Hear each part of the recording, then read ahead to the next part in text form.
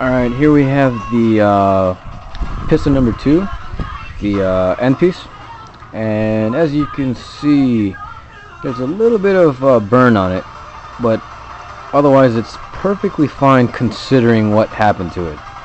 I won't know until I measure it, but so far it looks like it's salvageable. As for the bearings themselves, haven't seen this happen before. I should be using gloves, but bearings are overlapped on each other.